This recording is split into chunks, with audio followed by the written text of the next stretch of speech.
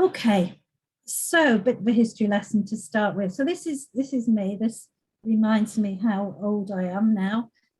Started medical school back in 1978, so ancient history really. This is my group, and we still have reunions. We're coming up to our 40-year reunion from graduating in 2023. So it's one to look forward to. It's always good to get back together with the old colleagues. So I graduated in '83 in Liverpool, and then did my GP training after house jobs, and did my MRC GP in 1987, and started out on my career as a GP. And really the reason I'm sharing this with you is not because it's particularly interesting about me, but for us at that point, you started out your career in general practice, joined your practices, and there wasn't really any further assessment, further review of what we were learning, how we were keeping up to date. We really only got noticed if we got into trouble and into any kind of serious complaint situation, and then the powers that be started to take notice of us. So in those days, if you're continuing professional development, your CPD or your learning, basically you submitted any certificates you had from any courses you went on, and you got a small fee in recognition of the time that you spent learning, and that's how it was. And that was how it was really right up until the late 1990s, when Dr. Harold Shipman caused a stir, as you probably all know, and was arrested and convicted of murdering many hundreds of patients. Truly dreadful. And there was a call from the public to look at how doctors should be revalidated and regulated moving forwards. Many people would say, and I would possibly agree with them, that would Appraisal have caught out Dr. Shipman. He was such an outlier, such a psychopathic character, that we may or may not have done. I'd like to think we may have done, but it was a massive trigger to move us towards doing more to look at what was happening with individual doctors and their performance. So Appraisal was first introduced in 2002, and all GPs at that point were expected to have an annual appraisal, but it wasn't compulsory, it wasn't required, it was voluntary. And back at that time, that's when I trained as an appraiser, so I've been in it from the start, so 20 years now, which is quite scary. I've got somebody who's not on mute. Right, sorry everyone, can we just make sure your mics are muted, please? Okay, yes, so Appraisal was introduced 2002, 20 years ago, and so that was when I started doing it. Was trained in the first batch in Lincolnshire, and it was voluntary but expected. So there was a kind of pressure, but nobody could be forced into having an appraisal at that time. And it was really introduced as a kind of very much along the supportive developmental style at that time to kind of ease the profession into having an appraisal. And we went through a similar process to the one you know now, but quite light touch. And we started to look at things like work-life balance, and tried to help our GPs sort of look forward and have a plan, a personal development plan each year to try and help them progress their careers. This then evolved into the process that was put forward as the way to revalidate doctors. So by 2011-12, when revalidation was introduced, the appraisal process was really tightened up and became more specific in its needs, more structured, and a lot of people would say more tick box, because we needed to really get the supporting information to allow doctors to revalidate. During that sort of first 10 years, there was talk of us sitting an exam to revalidate, which you can imagine went down like a lead balloon with the profession. There were all sorts of options looked at, but by this time they decided that the way to revalidate was through the annual appraisal process, and that's really where we still are today. So, Sue, while you're on this point, sorry to interrupt you. So it's almost 10 years between the introduction of appraisals as optional and then becoming part of the GMC validation. Is there anything else that happened during that time which made, people who were supervising to sort of think, oh, actually, everybody needs to do this? Were there any adverse events or?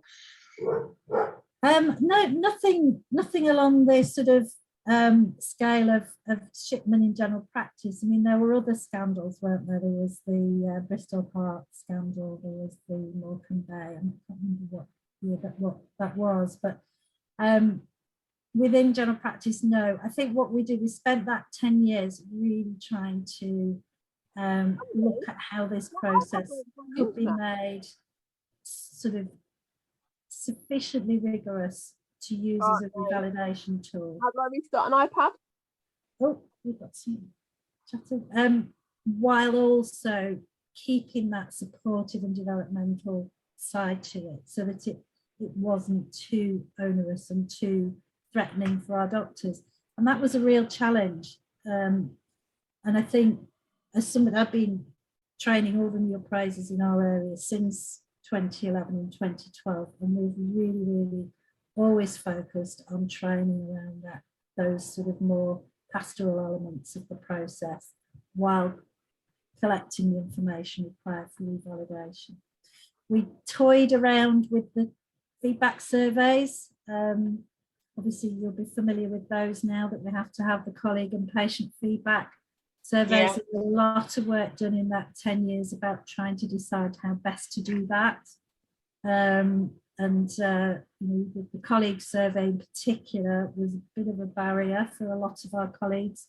People were familiar with asking patients for feedback, but really not familiar with asking colleagues, and we had to really sort of look at the tools and the way we did that. So it was a kind of just a time of development, really interesting time. And then we had the revalidation ready appraisal. So all the appraisers at that point were retrained in a revalidation ready appraisal, which is the first 5 weeks is probably, we've not been subject to anything sort of prior to that. So the Pearson report in 2017, that was a review of the first cycle of revalidation. So revalidation, as you probably all know, is a 5-year cycle. So in 2017, the GMC commissioned a report to look at what had worked, what hadn't worked, was appraisal still fit for purpose for the process of revalidation, and they decided it was, which was good, really. We felt as the team delivering appraisal. Probably the highlights from that were that they felt we needed to probably include more patient feedback as part of the process. They wanted to do a bit more from the patients, but otherwise, generally, there was a real satisfaction that the appraisal process was meeting the need, and they would continue to fund it, because this costs a lot of money. Appraisal is expensive to NHS England and the health budget, so it has to be worthwhile and have good outcomes, really. So we were allowed to carry on from 2017. And then one piece of work that I think in our previous region that Lincolnshire was involved in, which was a different Midlands region, which went down the M1 corridor. So we were working then with teams from Hertfordshire, Northamptonshire, so kind of a north-south Midlands. We actually piloted these new national appraisal guidelines and are lead appraiser Sarah Green very much led on this. And this was aimed at reducing the amount of work doctors had to do to input into their appraisal. We were aware that people were spending a huge amount of time preparing for their appraisal, having to reflect on numerous items that they put in their portfolios, and that with the workload issues that doctors, GPs were experiencing, we piloted a reduced input appraisal. And that was adopted nationally in 2018. So I think as a group, we feel really proud of that in our area. And that then kind of immediately got superseded by the pandemic. And those of you who've been around long enough will remember that in March 2020, appraisals were suspended for 6 months, and we didn't do any appraisals from March 2020 right through to October.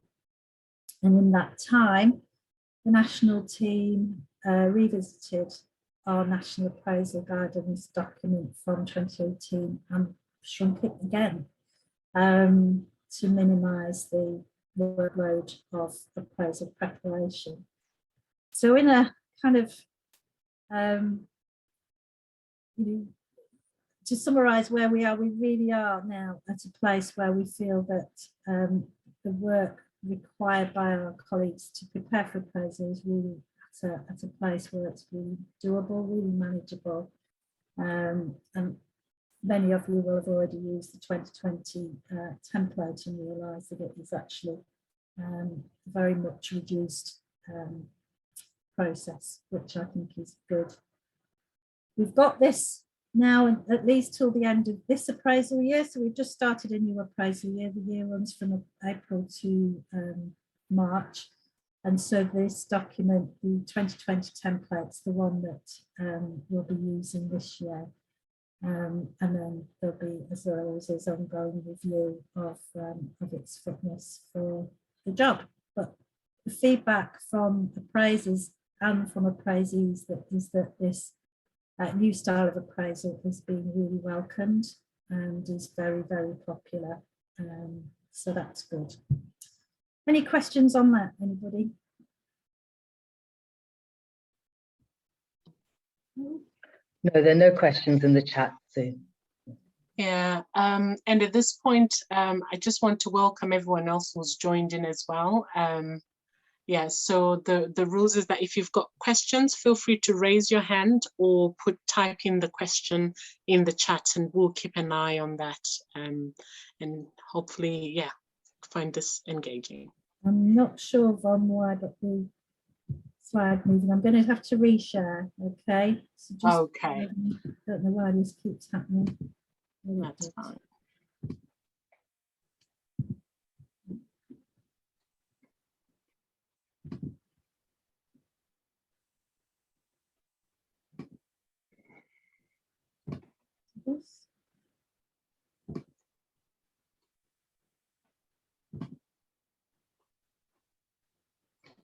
While Sue is sharing, I'm just wondering how many of us in this meeting have had an appraisal so far. You can just type in yes or no in the chat so that we have a general idea, those who have experienced it. But over to you, Sue. Okay, thank you, Von. So this is what the BMA say about medical appraisal, and this hasn't changed. This is how it's always been: an annual meeting between a doctor and a colleague who is trained as an appraiser, very obvious. A process of facilitated self-review supported by information gathered from the full scope of your work, which is really important, that the full scope of work is included. So that's key point number one. Always include all the roles you've got in your appraisal. That's really important. And then the supporting evidence is key to demonstrating your GMC fitness to practice, whatever your branch of practice. So this is what the BMA say, and this is what I say as well. So two key functions of appraisal is to provide that information that ultimately leads to revalidation. But it's and very importantly to me, a supportive and developmental process for our colleagues. And many of the skills we learn in mentoring and coaching and supporting colleagues, we teach to our appraisers so that they can bring them to their appraisal discussions. Okay, so appraisal 2020, as I said, we have that 6 months away from appraisal, and then I found this, I think this was a cartoon from the Wessex Deanery, who do a lot of work around appraisal. So it was quite amusing. Changed the minor surgery PDP to cutting children's hair, so I can identify with that a little bit from that era of our lives in the pandemic. Okay, so this is an old slide, and I put it in because actually, even though we are in the era of appraisal 2020 and reduced inputs, the actual process is still the same. I'm not going to go through this in detail because you know the process, you've had appraisals, and you know what happens. So this just sort of flows through that process where there are inputs, which include a summary of the scope and nature of work, so all the roles that you have as a doctor. So the roles you have outside maybe your core GP work, any educator roles, academic roles, managerial leadership roles, all those things should be listed. And also just to note any voluntary roles.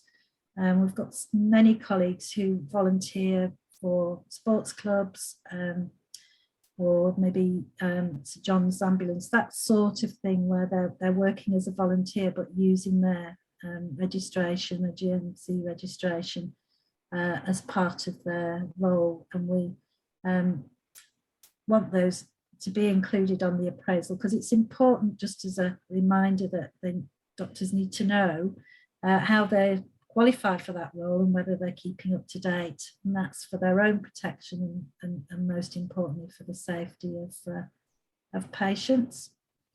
Just to let you know from the chat as well, Sue, we have one GP, qualified GP, who has not had an appraisal so far. So all right, thank you. Yeah.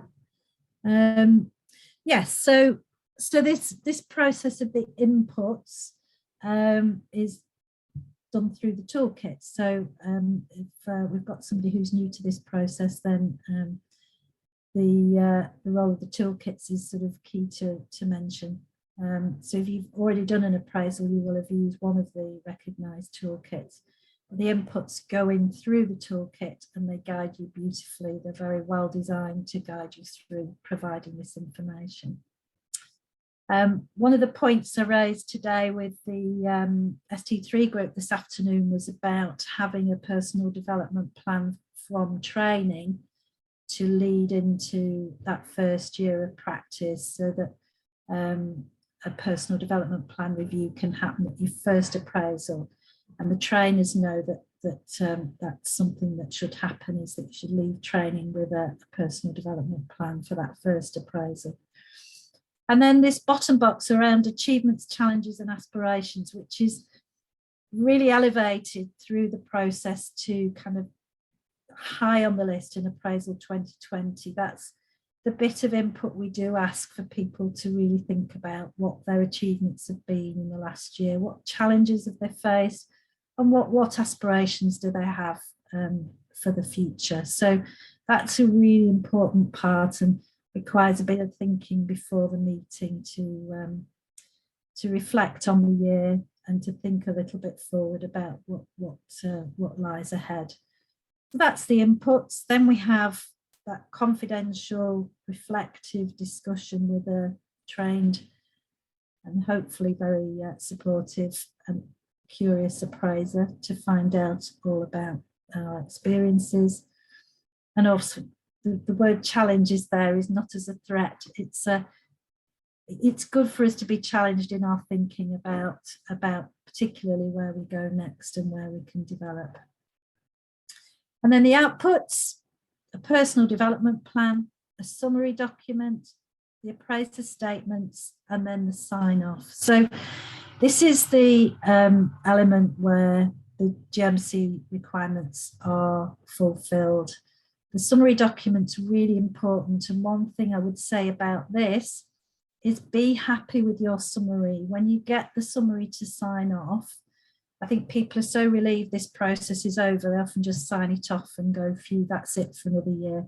But read it, because this is a document that tells the responsible officer about you. It's the document we use when we're doing our revalidation recommendations, and that's a role I have now, is contributing to that process, reviewing appraisal summaries to inform whether the RO should recommend the revalidation. So it's a really important document, and what we hope is it really paints a really accurate picture of where you are. So take some time to read it, and if you're not happy with it, there is a process through the toolkits where you can ask to review things if they're not correct. So I would make a plea that you do that. The appraiser statements, the appraiser has to sign this off and declare that they're happy there are no patient safety concerns, that the process has been complete, and that their appraiser is engaged with the process to satisfy those GMC and revalidation requirements. So that's the process. The Appraisal 2020, you will have seen this, most of you, involves a new template which is embedded within the toolkit. So it's there. I'm a Clarity girl because we all used to be Clarity users in Lincolnshire historically, but I know the younger generation are much more using 14 Fish because that's the training used in training. Both are up to date and using the Appraisal 2020 template, which is the reduced template. And I know in Clarity there is the alternative to use the older one if people want to put more in. The new template has a really nice flow. The aim of it, reduced preparation time for appraisees, acknowledging the workload pressures that our colleagues are under. Again, acknowledging those pressures, this has a well-being focus. All the appraisers were trained in the use of this new tool in September, October 2020, and were encouraged to really give this a high focus in the appraisal discussion. And I'm hoping that's been your experiences, those of you who've been appraised. The achievements, challenges and aspirations section, as I said before, is higher up the agenda, that more kind of general reflective thinking. And one of the areas we really wanted people to really think about was to reflect on the pandemic and its impact on our colleagues, and to celebrate really the achievements, because the achievements were huge. I remember talking to a practice manager colleague in the early stages of the pandemic when we were looking at how we could support our colleagues through the LMC. And he said, we have literally reorganised our practice in 2 weeks and gone from a traditional general practice system to a whole new way of working, and we've done it in 2 weeks. And this sort of incredible adaptation, development that happened was something that we felt needed to be acknowledged and focused on it, and to make people realise how amazing really they've been through that difficult time. And I mean, on that point, Sue, obviously part of the achievements has been also finding new ways of working. And what we're finding is a lot of GPs are working very creative roles and sometimes non-traditional sessions. We have a question in the chat from Anna. And I just wondered whether it would be a right time to sort of answer this. But Anna says, I work in multiple roles, mostly not traditional sessions. What counts as a session is the first part of the question. If I don't do the minimum 40 traditional sessions, does that matter if I'm working in other roles as a GP? I don't know, is this a good time to answer this question? I just thought, you know. Yeah, it's a really good question. Yeah, because this is an area we've been looking at as an appraisal and the RO team. So pre-pandemic, if somebody was working less than 40 sessions a year, sorry, was that the question, or was it just? Yes, so the question, the part A was, what counts as a session if you're doing perhaps non-traditional sessions? Yes. Is it the typical 4 hours, 10 minutes of work? Yeah, a half day, 4 hours. Oh, right. Yeah, so a morning and afternoon. There isn't a specific, very kind of tight definition on that. But yes, 4 hours, a half day session, AM, PM. Or and then out of hours, that would be similar, 4 hours. So for GPs who are working less than 40 sessions a year, in the pre-pandemic, you know, when sessions were a bit more kind of traditional, we had a special template we used to kind of look at their experience at any other roles, and really that was about making sure they were doing sufficient clinical work to keep their skills up, and that would be an RO decision. Obviously now we've got many less traditional roles. We've got online consulting, we've got telephone consulting, we've got virtual everything. So I think the key for that is to always at the top in your toolkit where it says describe your roles and the scope of your practice is to put that in. And I think all of these count now as very acceptable ways of carrying out what we do. Hannah. Sorry, just to clarify, so actually one of my roles is working in the community alongside the ambulance service. Alongside what, sorry? Alongside the ambulance service. Right, so yes. I literally go to nursing homes, do lots of end of life care, etc., which isn't technically a traditional GP job, obviously it is work. Yes. So when I'm filling in my form, do I just put, does that go towards my 40 sessions essentially or not? Yeah, because it's work that's very much aligned with the scope of general practice, isn't it? Which is why the word scope is really useful. So I don't have to do 40 traditional sessions to get, I can do, as long as I'm doing some sessions, I do a lot of remote stuff. Yeah. And I do my other job with the ambulance service, which obviously includes a lot of other stuff like trauma and resuscitation, which is not GP related, but obviously I am doing traditional GP stuff too. Then that's okay. I don't have to make sure I've done 40 traditional sessions to get my revalidation. No, not anymore. I think if you were asking me that question 3 years ago, I'd have said that the RO would have a look at it and make a decision. But I think now we know that so many people are doing their roles in very different ways that you know that will be acceptable, because traditional general practice is not, well, it is the norm still, but there's many variations on it. Okay, because that takes me the pressure off, because I'm working full time and then trying to do my 40 sessions on top. Yeah, which obviously is quite stressful. I think that the if GP is your core role and your responsible officer is the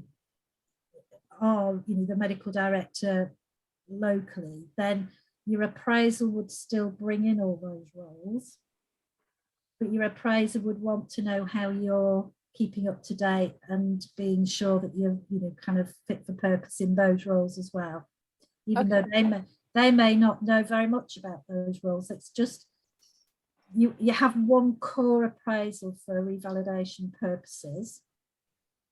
Yeah. You are revalidated through one designated body, and our designated body is general practice. And there are always people who have more unusual mixes of roles. But if your other roles align to primary care, then that's classed as sessions. Yeah. Awesome, that's wonderful. Thank you very much. Yeah, it's different now. Yeah, it's very complex and people don't really understand me, as in I've got Yeah. quite a complex background, so Yeah, that's great. and that's why one of my key points is always put all of your roles on, because you won't be, this is how you are revalidated, and you need to bring all your roles into this appraisal. And then the appraisers get worried, but they go, well, I don't understand that job. And we don't expect appraisers to understand every job. We just expect them to really work with the appraisee to get the appraisee to think and reflect on those roles and how they keep up to date for those roles. That's their job, not to police it. Yes, Sue, I'm sort of in a similar situation to Anna at the moment. Yeah. Because I work for Lincolnshire Community Health Service, which covers not just out of hours, but vaccination clinics and rehab wards. So currently I'm doing a regular session on rehab ward in Spalding, where the elderly patients, I'm the GP, I'm known as the GP there, and I sort of lead and do all the reviews. It involves things that we would generally do as GPs, medication reviews, and so on. So I wondered if I would think that would count as well. Yes. Yeah. And I think there's the performers list, which regulates us as we have to be on the performers list to work as a GP. They're currently reviewing the regulations around that. And I don't think this applies to either of you who've asked the question. Yeah. But to give myself as an example, and another colleague of mine who's retired from traditional general practice in the recent past, we both continue to do work that's clinically related but not patient seeing. Yeah. And they're looking at creating a limited scope of practice for the performers list, where for example, the colleague I'm talking about, he advises the CCG on certain clinical areas, but isn't practicing. Yeah. So unless he's on the performers list, he can't do that. So they are looking where people have very niche roles. There will be a way of staying on, but you wouldn't then. For example, I've now been out of patient-facing clinical practice for 2 years. Yeah. So for the safety of patients, they don't want me rocking up at a surgery in the morning going, oh, I can do your locum, because I'm out of touch. Yeah. In theory, and I wouldn't do it because I'm more, but there are maybe people who might think they could. So it's about protecting people from people who are maybe out of touch and need to be supervised if they were coming back into practice, which was a feature of the pandemic, but also keeping us in the workforce because we're needed. And so that's it. It's all about trying to kind of embrace people's different skills. Yeah. But I don't think that applies to you two. I think you're doing roles that are using your general practice skills and very closely aligned. Thank you. Oh, look again. It seems to stick after. I'm going to have to stop the share and come back. It seems to stick if we don't move the slide on for very long. So apologies for this, folks. That's okay. It's really quite reassuring to hear your response to this question. Thanks, Anna, for asking, because also, as you were mentioning, well-being is important in avoiding burnout. Yeah. So if you're doing something that you're really interested in and sort of thinking, oh, I need to make up my sessions, that might end up being quite a lot of work to do. But it looks like you're it's up and running again. Okay, I've put the supporting information in as one slide because what I didn't want to do was spend a long time talking about the complexities and the detail, not that there's much complexity, but the detail of this, because for those of you who are familiar with appraisal, you're used to collecting this information. I'm going to whiz through it, and then I think probably questions are the best way with this. So I'll whiz through the different boxes and then ask me questions about the individual bits if you have any.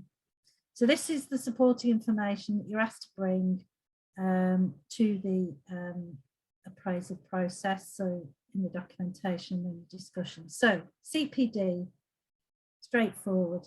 We no longer have a 50 credit target.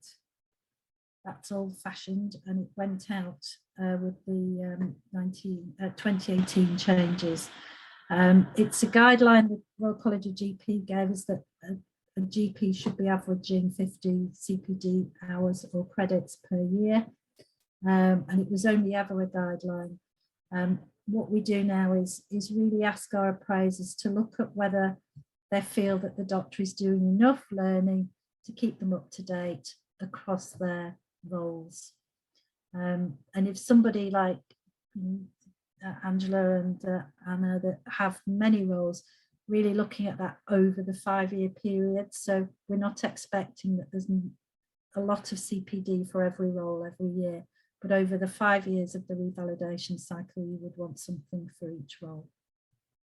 And so when we do the appraiser statements, it's about that the doctor is keeping up to date for the scope of their practice, and there are no figures on that. And we don't require people anymore through the Appraisal 2020 template to reflect on numerous items of CPD. We don't even require people to record it, but I just think it's a really good idea to use the toolkit as a log. It's really useful to have a log of your learning. Might cover the your mandatory training and the bits we're interested in. We're not the police again, but we will kind of just remind people about their need to keep up to date with CPR and the adult and child safeguarding elements of their training. So it's a useful place. The toolkits are brilliantly set up to be a learning log. It's not required, but it's a good idea. And then you can pick out which has been the most useful learning to discuss with your appraiser and not sort of slavishly go through all the items. Quality improvement activity, and a wide range of options there. The sort of classic one was audits. Audits are no longer required. We did have a spell in that 10-year period where you had to do an audit, but we don't have to do audits anymore, but audits are very welcome. Any QIP projects, any prescribing projects that you do, and for locums who sometimes struggle a little bit with this because a lot of QIA is practice-based, a case review of a challenging or interesting case where there's been some new learning is also really good for this section. The toolkits have tips and guides of what comes into that aspect of the appraisal. Significant event. This has been a real kind of cause of discussion over the last few years. In the toolkit, you're asked to declare if you've been involved in any significant events. And really, these are, for the purposes of the GMC, the serious untoward incidents, the really big stuff, of which actually very few happen in primary care. So the sorts of things to think about would be if you've been involved, for example, in an incident where a patient died on the premises in your surgery. That's something you have to report to the CQC, so it would be reported outside your organisation. That's a significant event. Similarly, a data breach or a big IT failure, all the big stuff that can happen. That's a declaration within the process, and most times there is no declaration for most doctors most years. The confusion comes because in general practice for donkey's years, we've been doing significant event analysis around events that occur week on week in our practices. And these are still really important learning nuggets that we don't want to lose. So we ask that they're put in the quality improvement section if they've been useful and relevant to your practice. You don't have to put them all in. We just want to know there's been one that's been of particular note for your personal learning. Is that clear? Anybody got any questions on that? Because it's taxed as a line to draw for, and I don't think you can clearly draw the line as to what one of these serious untoward incidents is versus the traditional significant events that we've done in practice for years. Everybody okay with that? Silence. There aren't any questions in the chat, Zeus, Yeah. I think. Okay. Yeah, that's been it can often cause quite a few questions. Okay, and the next one, complaints. So you're required to include any complaints and discuss the reflections on those with your appraiser. Compliments, really important. Positive feedback. Log those thank yous and notes from your receptionist when Mrs. Blogg says, well, you know, Dr. So-and-so was absolutely lovely and referred me really timely fashion, and I'm so grateful. Use the toolkit as your log of those really positive moments, and share them with your appraiser. Formal feedback from colleagues and patients to be done once in the 5-year cycle. There are tools in the toolkit to do this with. Please don't trouble yourselves with going outside the toolkits. There are some commercial packages available, but the ones in the toolkits are approved and straightforward to use and provide you with benchmarking, which is required for a revalidation valid feedback survey. Probity and health statements. So these are declarations you make about your health and probity in the understanding of the requirements of good medical practice and duties of a doctor to be true and honest in all you do. And then really importantly, this new introduction, the wellbeing score, which has produced some really interesting outcomes for my appraisees. I've had 2 out of 10, 10 out of 10 several times, but the average, I would say, for most of my colleagues has been 7. And it's a really good starting point for a conversation about how things are for that doctor and how they came to that score, what the factors were that contributed. Often things outside work. We've had a lot of colleagues who've been bereaved during the pandemic, and we've had discussions about that. And so that's been a positive new introduction.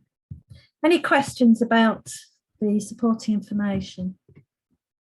I didn't want to go into too much detail because we could be here all night on that. Chat. Can you use feedback from colleagues and patients from a previous surgery if you change your job? Yes, absolutely. If you look in the toolkits, they will ask you to give a profile of the people, particularly for colleagues. You're asked, is there a current colleague? If there are, I think it's within 2 years or 2 to 5 years, and that's absolutely fine. I think a range is good, actually. Asking former colleagues is useful.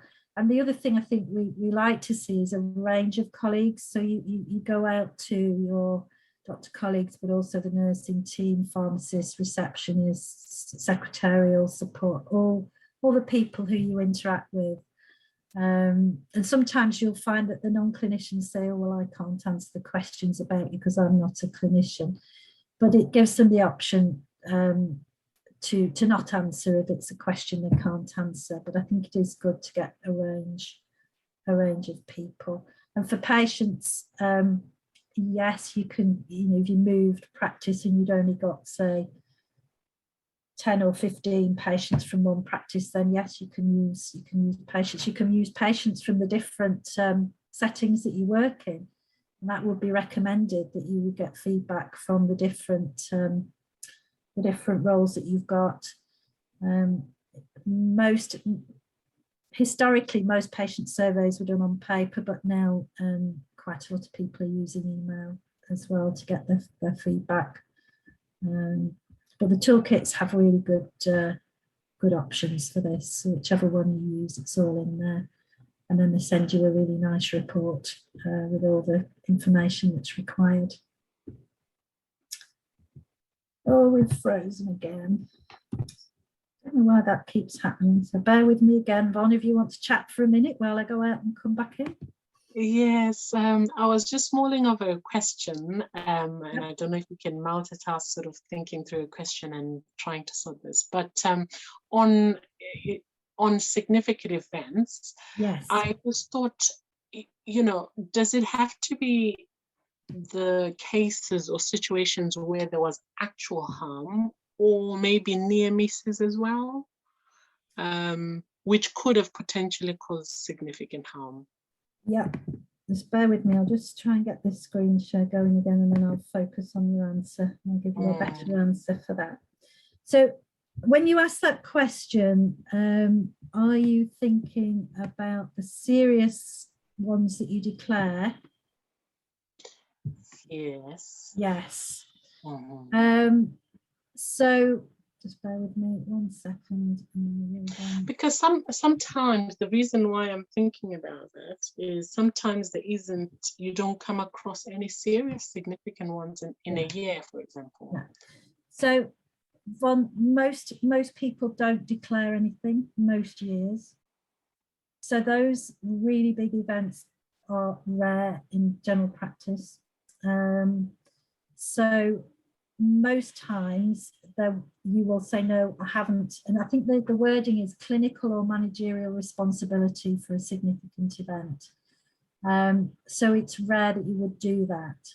In terms of significant events that you might include as learning events within your quality improvement section, they can be near misses, they can be things that went wrong that you've put right in your team, and they can also, and we encourage to look at when things went really well, so that, we had one I often quote from my practice a number of years ago now, where we had a baby brought into surgery sort of in the arms of his dad, who rushed in, and the baby was really very, very severely ill. And fortunately, my partner at the practice at the time was an ex-paediatrician, and we had to resuscitate in the surgery with suction, and the team just worked so well together, and we reviewed it afterwards as a positive, significant event, and reviewed why it went well and what we'd done that had gone well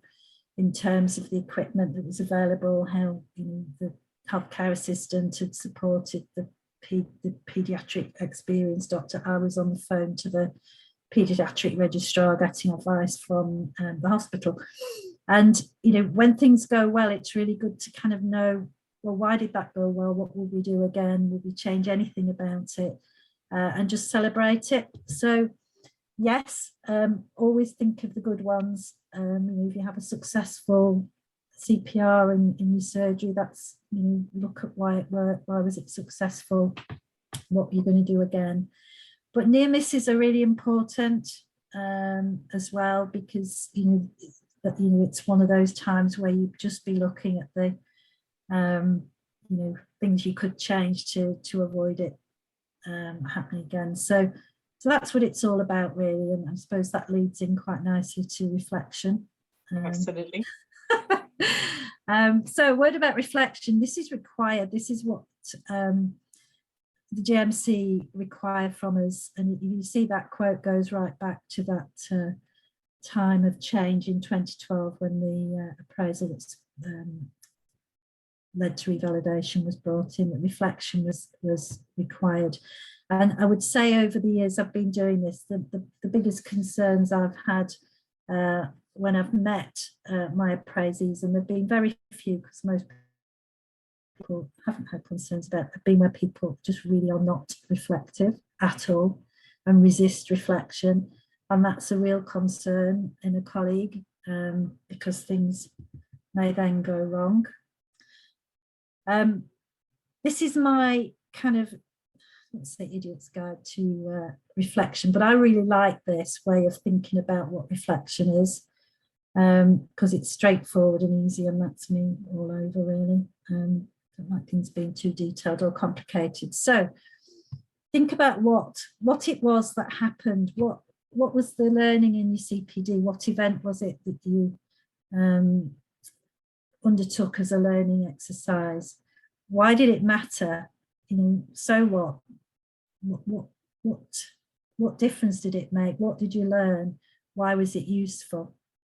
And then what will you do next? What was the impact of that on your future practice?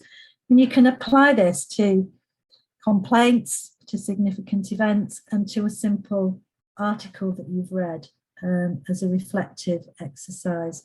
It's really straightforward, and it's really just a useful little way of thinking about it that I think is good to have in the armoury.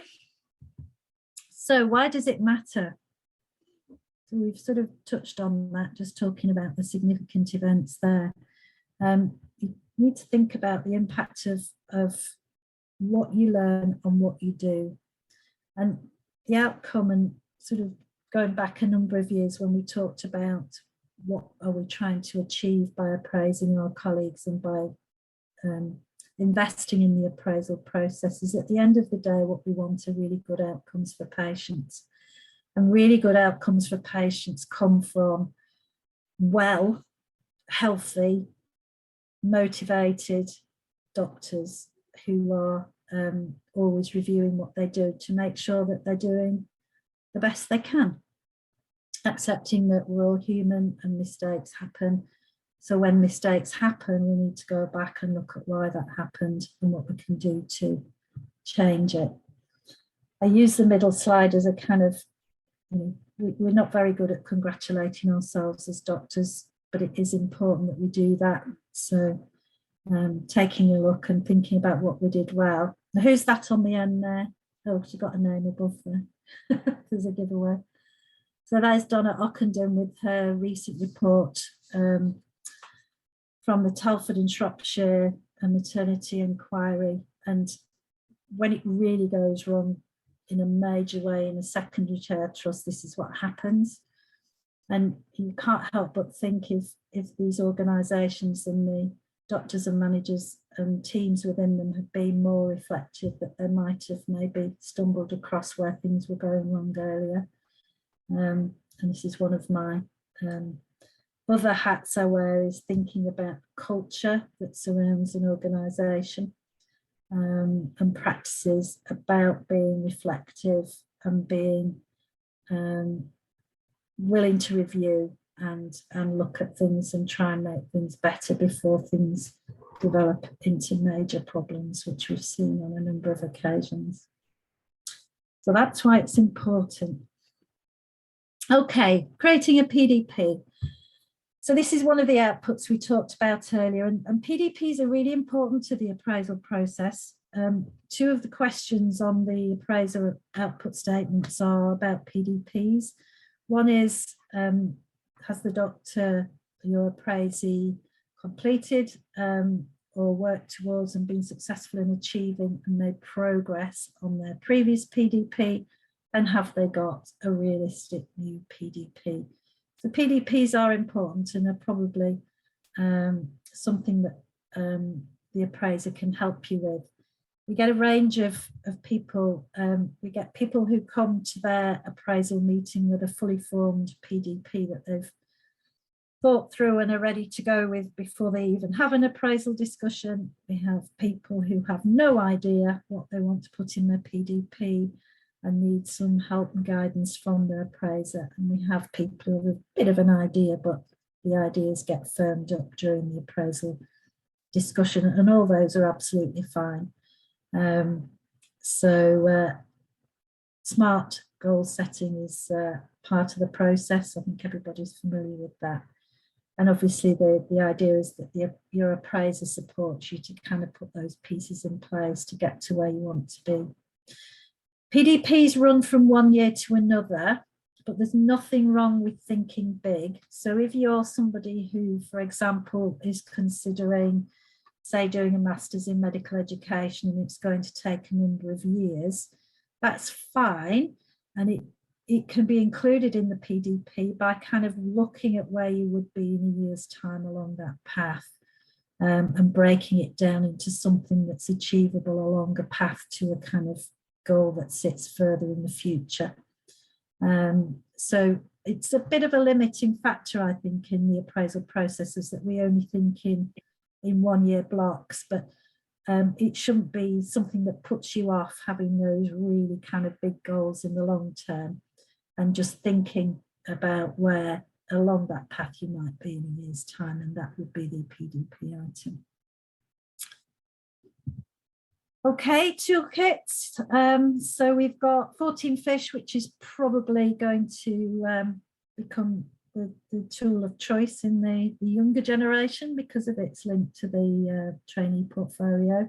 It's a lovely toolkit, very user-friendly, as is the Clarity, which has been taken over by a new company called Julio recently with a new logo. Clarity is in use by most of us older people because it was the sort of first toolkit really to be in use, and also had a link with the RCGP and the old training portfolio. So that link's been broken now. And then GP Tools, I put it in because they use that over in Birmingham and the West, and quite a lot of the doctors use it over there, and it is acceptable to use it, but I have very limited experience with it, and we don't see it on this side of the country very often. Both 14 Fish and Clarity, as you're probably all aware, you have to pay for, but they do include those surveys, so that's good. We used to have to pay for the surveys externally before they became sort of part of these toolkit. Just thought I'd look a bit at when things go wrong, because this is something we get involved in with as lead appraisers. Things do occasionally go wrong. Appraisals don't always go swimmingly.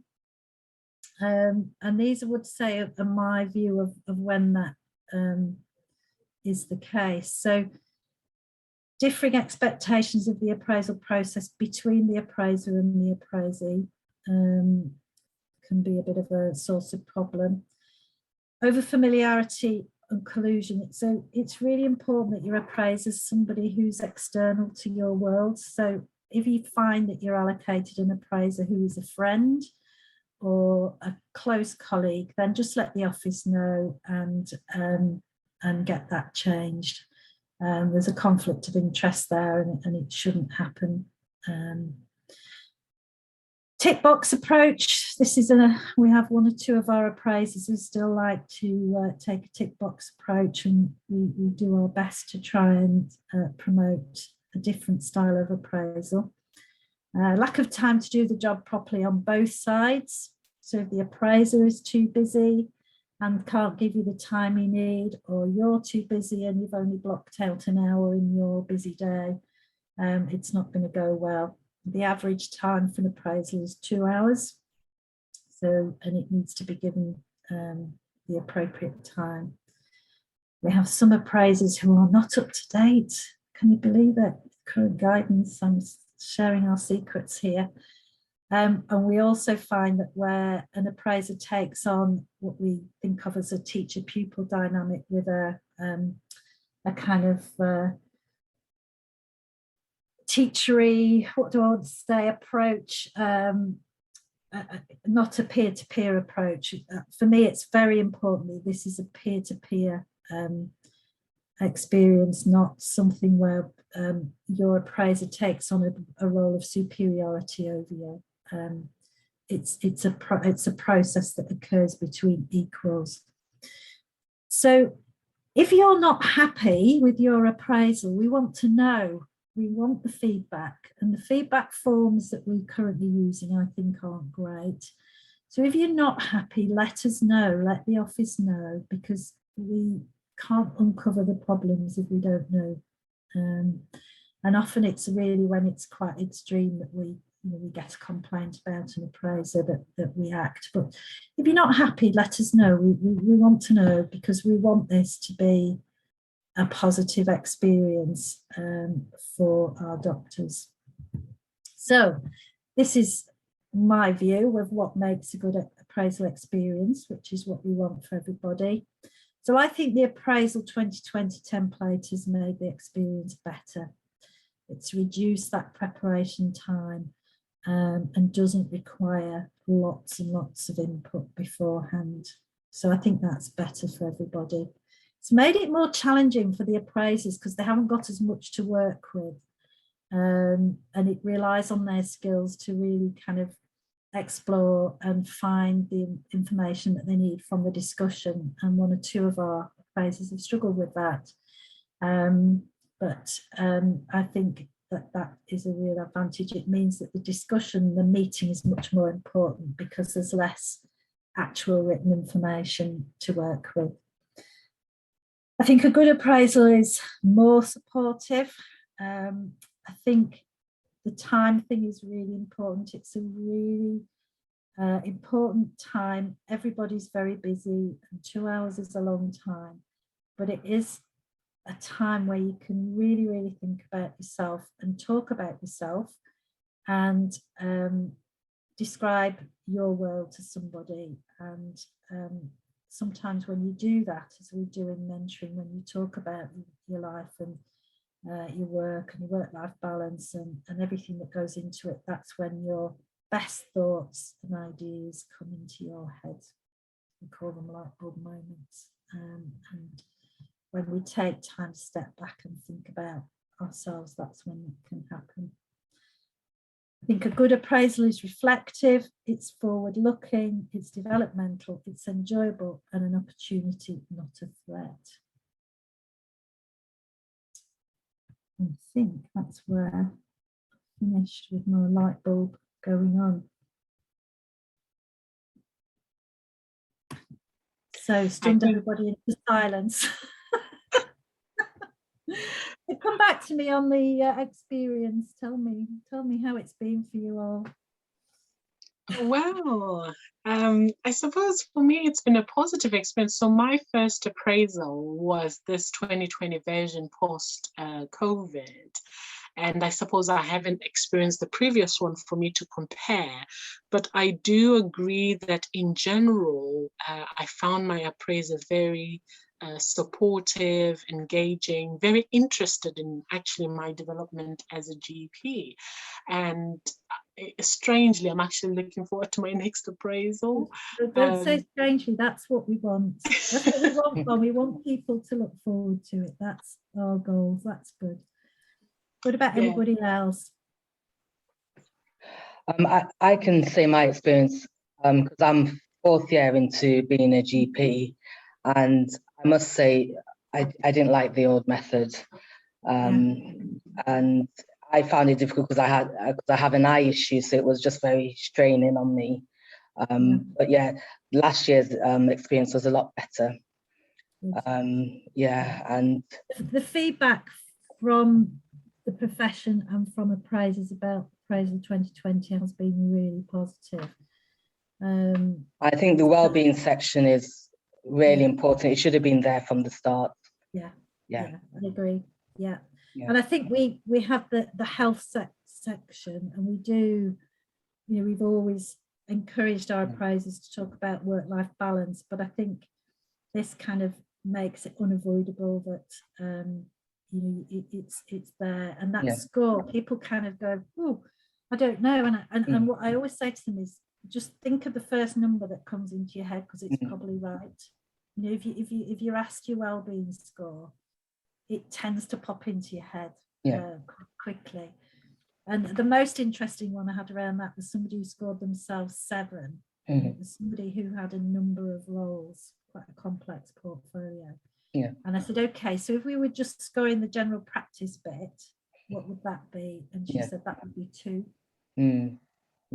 You have to dig in a bit. This is something we used when we were training the last group of new appraisers, was don't just go, oh, that's interesting, well, 7's okay. I think it's about being curious. Just having that Curious extra. is the word, Angela. Yeah. Curious is a word we use a lot in our Yeah. training. Is be curious, dig Yeah. underneath. And the 10 out of 10s, they make me really curious. They are fascinating because they won't budge from a 10, which is amazing. And some of them have been bereaved during the pandemic. So, you know, remarkable colleagues. Has anybody got any questions about the detail of the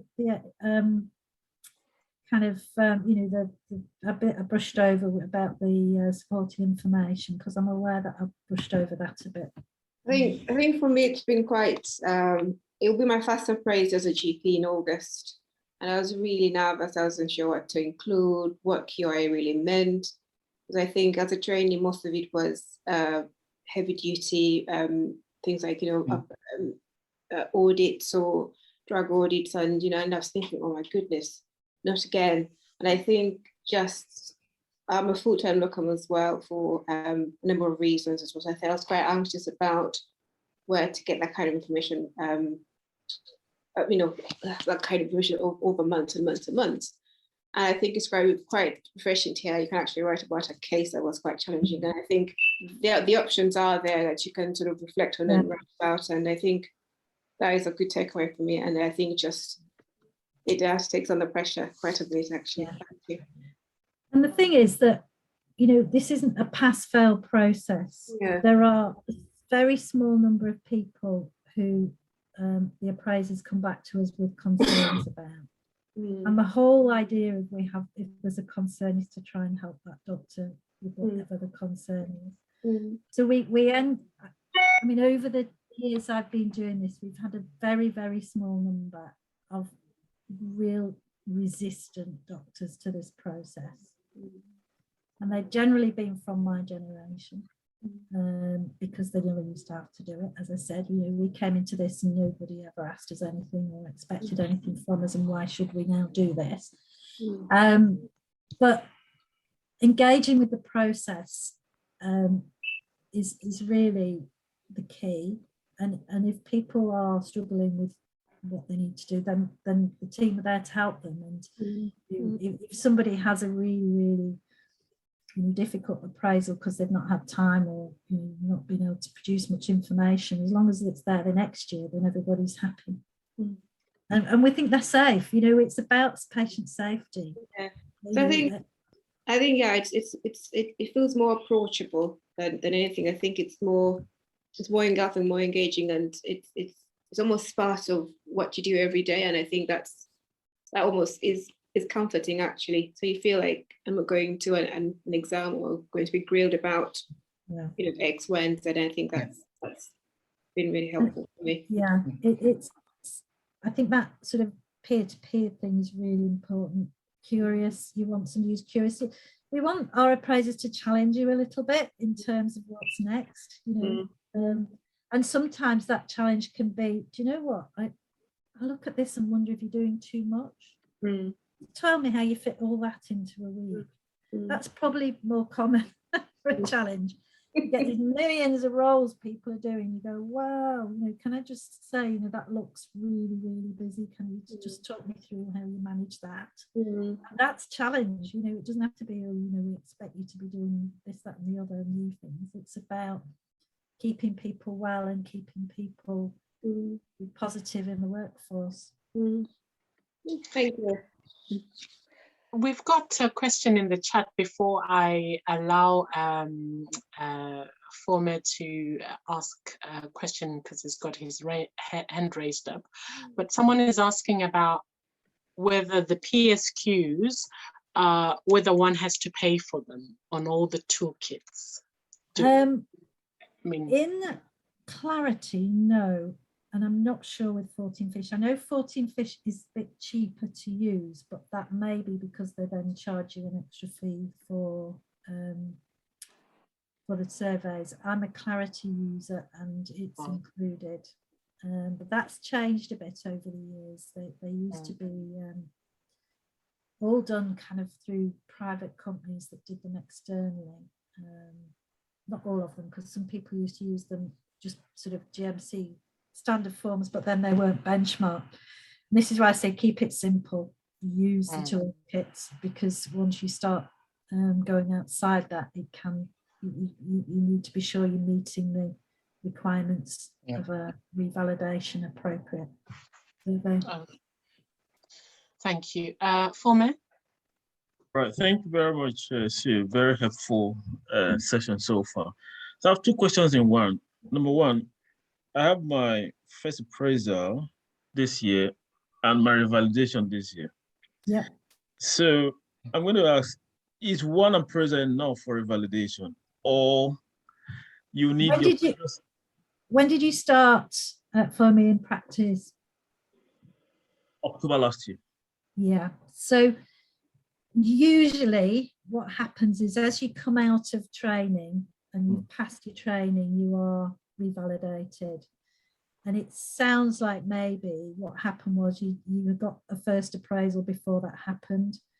So your revalidation date from that revalidation will start a new 5-year cycle. But what that revalidation will have taken into consideration is your training period. Okay, but I've been sent a letter that my revalidation will be in November.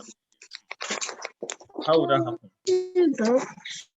Sorry, say again, Fome, I didn't. Yeah, so I've been sent a letter that my revalidation will be in November this year. So Right. how would that happen? Would that not happen again, or So that's already happened? So it's already happened. Yeah. Oh, okay. He's saying that he's. Help me, Yvonne. I was just going to say, because I think there's a bit of interference with the signal, but you were saying that he's received a letter saying that his revalidation is in November of this year. So is it going to happen? Or? Does it say, Fome, that you are that you have revalidated? No, it says my revalidation will be in November. And when is your appraisal? No date yet, but it's going to be hopefully before that. So, Fome, I would have to look into that for you. Okay. Because when my understanding, and I'm not involved with GP training, is that you are revalidated as you complete your trainings, and then you go into the first revalidation cycle. Because the RO is different. It's a different person who revalidates you, who is the deanery person, and then you come into our designated body, and it's Ali Rashid who is our so I'm not sure is the answer, but if it's if one of the things is there's any problems about you revalidating and they haven't got enough information, they should let you know in plenty of time before November. And I'm not sure from the training element of that whether there are any issues, but I know that probably there wouldn't be an issue from our side. If that makes sense. Wonderful. Neka?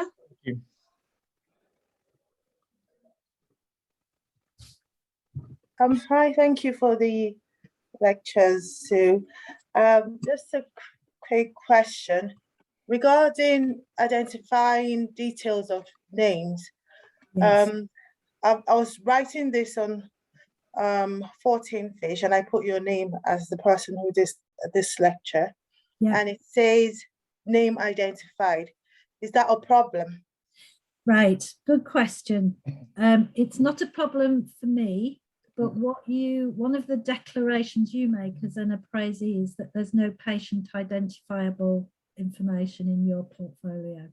Yeah. So it may be an alert that comes in that's going, oh, you're putting a name in, don't do that. What's really important, and it's a really good point, is there shouldn't be anything that can identify a patient or a colleague. And that's all around the confidentiality and potential problems around, say, a complaint or a significant event where there, in theory, is a small chance there could be legal issues. And that all comes from the Bawagarba case, which we spent quite a while discussing this afternoon with the ST3s. And it's worth just going over that in fact, which I'll do. I realise we're getting close to the end, but when you're recording a complaint or a significant event in your portfolio, outline it, don't detail it. Because what you don't want is the case to be obvious. So if it's a high profile case, it can be really obvious if you put too much detail in your portfolio of what that case is.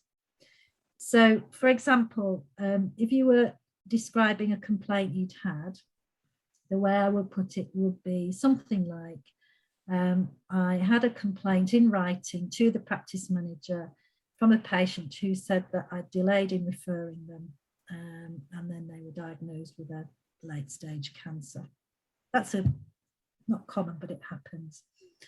What we don't want is a female patient, age 46, who presented with rectal bleeding, then complained that having had, because then you're talking very specifically about that patient, and that could be identified. And it's not about that. This process is not about the detail of a complaint. It's about your learning and your reflections. So when your appraiser comes and sees your written summary of the complaint, so I had a complaint from a patient where there was a delayed diagnosis, they'll ask you a bit more about it. And what they'll be looking for is how this affected you, the stress and the worry and the impact on your well-being. What you would do differently, when you reviewed it, when you went into the detail, which inevitably you would have done, what was your learning? What would you do differently in future? That's what's important. And when they then write it up in the summary, it should be similarly about that, not the detail. So if an appraiser writes the detail in the summary, there was a complaint about a 46-year-old lady who presented, then we would work with them to not do that. And if you get that in a summary, then it's quite reasonable to sort of say, can we cut the detail on the content of the complaint? The important thing is the learning and the reflection. That's a good point. Yeah, very interesting, actually. So, Thank you. Thank you, Neka. So would you discourage us from, because I think one of our practice managers one time encouraged me to anonymize the patient details, but perhaps attach the complaint in the portfolio. What do you think about that? You must anonymize. So even your compliments, if you get a lovely card and you upload it, just put, cover over the name, because the appraisers should be sending that back to you to remove, because there shouldn't be anything patient identifiable in the portfolio anywhere. With the complaint documentation, I think it's better to not, particularly with the 2020 template, its minimum input is to have the document maybe to refer to at the appraisal discussion, but it's all about the learning. Can't stress it more. It's about us developing as professionals, reflecting on when things didn't go so well and what we'll do differently, because it happens to everybody. It's just going to happen. So it's about us as professionals and individuals developing ourselves, and not about kind of digging around in the detail. I mean, sometimes the detail is where you get your learning, that's fine, but the learning's the outcome, the important bit. Is that helpful? I think that's a really important point. Oh, very helpful. Certainly my light bulbs are on as well, and I'm sure everybody on this call would agree that this has been a very insightful session. Thank you so much, Sue. Before I will ask to unmute our mic so that we can give Sue a round of applause. I don't know if anybody has got another question before we close. Any other questions? I can't see anything in the chat. I can't see anything either, but Sue, I wondered if we could have your slides.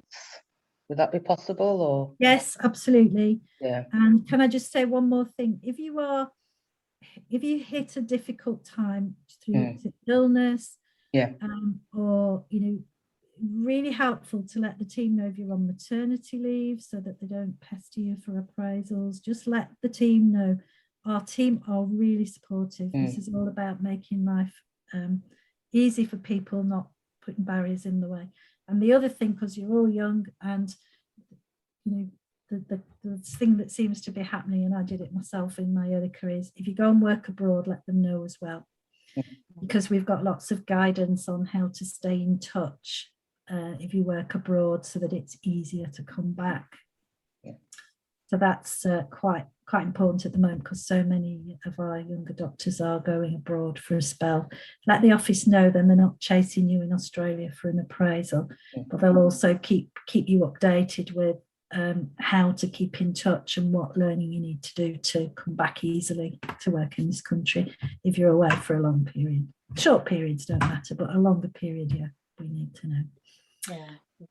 Very handy to know. Someone is also asking about details, how to contact the appraisal team. I actually did a slide for this ST3s this afternoon with that on, and I haven't put it in. So what I'll do, I'll add it onto this presentation and I'll flip it over. So it'll be on there, phone me for you, because they keep changing. They keep changing their email.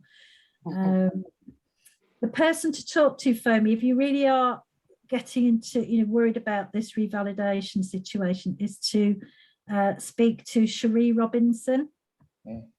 I'll just type her name in there. She is our go-to person for all queries, and she's excellent. There you go. She's the manager for our area. Thank you. Wonderful. I'll transfer that slide over with the contact details. Wonderful. It's 8:30. Thank you everyone for joining us tonight. And in closing, thank you, Sue. If you can all unmute your mics.